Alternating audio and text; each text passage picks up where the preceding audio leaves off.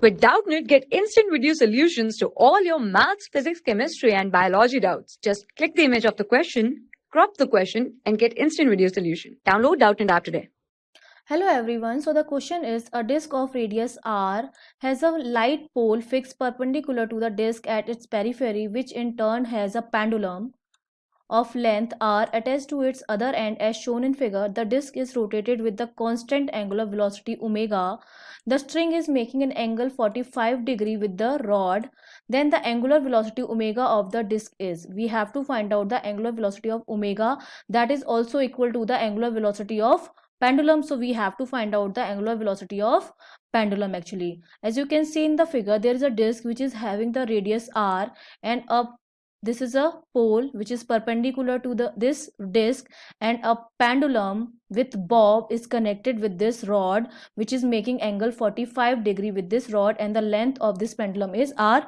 As you can see in this figure, this is the length of pendulum r, and this is the bob. Okay, now first we have to find out, this pendulum is doing the rotation, so first we have to find out the radius of rotation of pendulum, radius of rotation of pendulum.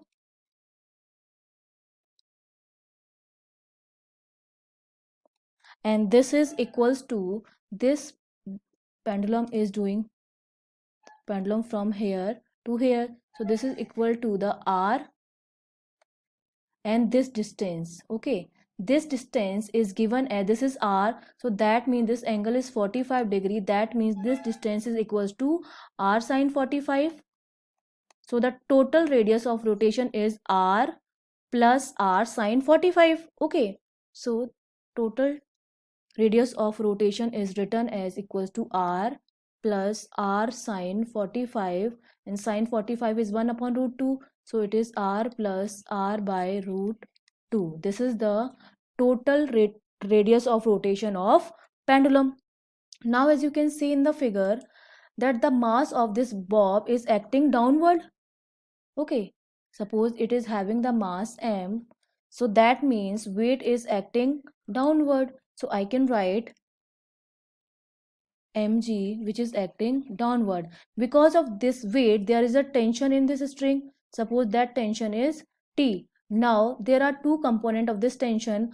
First component, that is this component, which is making angle 45 degree. So this component is T cos 45 or cos theta, and this component is T sin theta.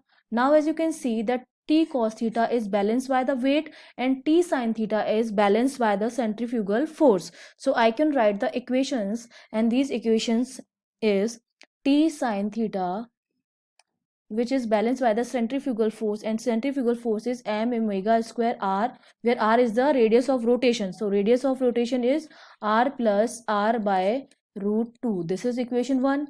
And T cos theta is balancing by the weight of the bob, that is mg. This is equation 2nd. Now I'm going to divide equation 1 by equation 2. Okay, so now I am going to divide equation 1 by equation 2.